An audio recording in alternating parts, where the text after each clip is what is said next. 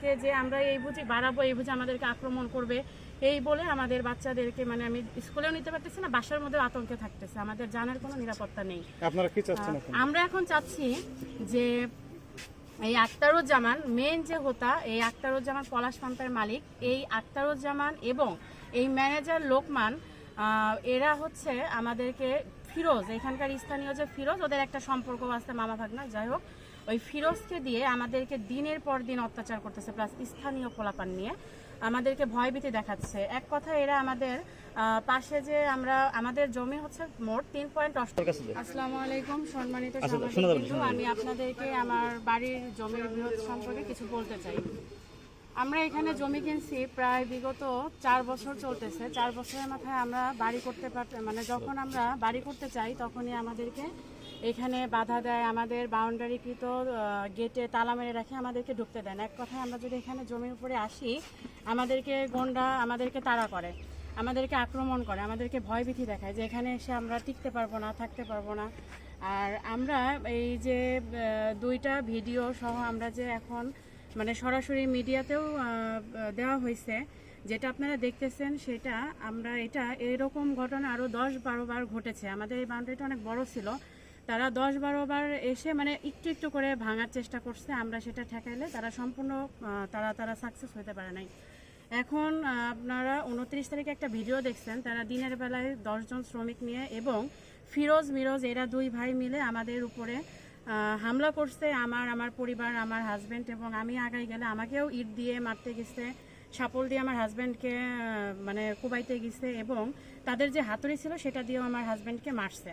আমরা তারপরেও মেনে নিছি, আমরা যেখানে আমরা ভাবছি যেখানে আমরা বসবাস করব, আমরা ঠিক আছে আমরা মেনে নিয়েছি সব কিছু। আমরা তারপরেও আইনের কাছে গিয়েছিলাম, আইনের কাছে আমরা গিয়ে একটা মামলাও করা হয়েছে, সেটা সেভাবে আছে, সেটা আমরা আপাতত অফ হয়ে গেছিলাম। কিন্তু গত 11 তারিখে যে রাতে এরা দুর্বৃত্তরা আমাদের বাড়িতে সন্ত্রাস 5-6 জন মিলে, আরও ছিল সাইডে, কিন্তু সিসি ক্যামেরায় ধরা পড়েছে 6-7 জনের মতো মুখোশধারী। এদেরকে আমরা মানে এরা এসে আমাদের ঘর বাড়ি মানে ঠক মানে চিল্লাচিল্লি গালাগালি, আমাদেরকে যদি আমরা বাই চান্স দরজা খুলে বের হতাম, আমাদের তো জানের কোনো নিরাপত্তা নেই, আমাদেরকে একটা মার্ডার বা একটা কিছু একটা করে ফেললে তখন আমাদের একটা দুর্ঘটনা ঘটতো। কিন্তু আমরা জমি কিনে বাড়ি করছি যে এখন এখানে আমরা মানে নিশ্চিতভাবে বসবাস করতে পারতেছি না, আমাদেরকে বিভিন্নভাবে ভয়ভীতি দেখাচ্ছে, হয়রানি করতেছে এবং থ্রেট দিচ্ছে তারা। এইখানে আমাদের এই 11 তারিখের ঘটনার আগেও আমাদের এখানে একটা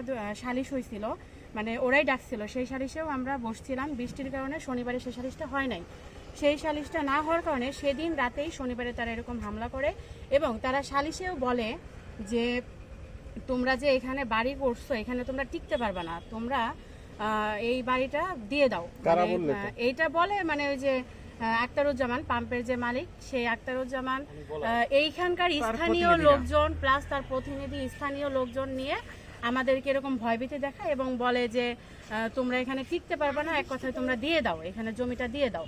মানে আমাদেরকে এরকম, এখন এরকম দেশে আইন আমি তো বুঝতে পারতেছি না যে নিজের টাকা দিয়ে জমি কিনে আমরা এরকম ভয়ে আতঙ্কে কেন থাকবো, ঠিক আছে। আর তারপরেও আমার ছোট ছোট 3টা বাচ্চা আছে, এরা দিনে তো আসে প্লাস রাতে আসা শুরু করছে। আমি আমার বাচ্চাদেরকে নিয়ে মানে এমন হয়েছে 29 তারিখে ঘটনার পর আমার বাচ্চাদেরকে নিয়ে আমি স্কুলে পর্যন্ত যেতে পারতেছি না। আমার বাচ্চারা প্রায় 1 সপ্তাহ 10-12 দিন হয়েছে স্কুলে যেতে পারতেছে না, তারা মানে ভয়ে চিৎকার করে আতঙ্কে যে আমরা এই বুঝি বাড়াবো, এই বুঝি আমাদেরকে আক্রমণ করবে, এই বলে আমাদের বাচ্চাদেরকে মানে আমি স্কুলেও নিতে পারতেছি না, বাসার মধ্যে আতঙ্কে থাকতেছে, আমাদের জানার কোনো নিরাপত্তা নেই। আপনারা কি চাচ্ছেন?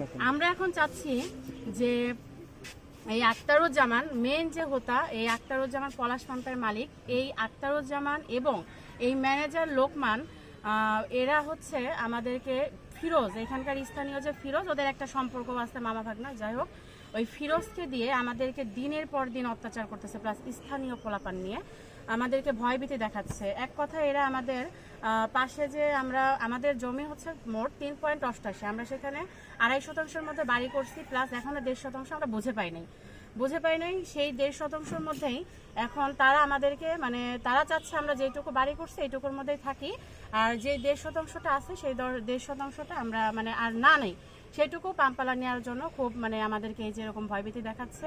এখন এরা বলতেছে যে তোমরা তো বাড়িঘর করছো, এই 1.5 শতাংশ এইখান থেকে আমরা নাকি পাই না, কিন্তু আমাদের কাগজ কলম প্লাস আইন যেভাবে আছে আমরা এখানে পাবো।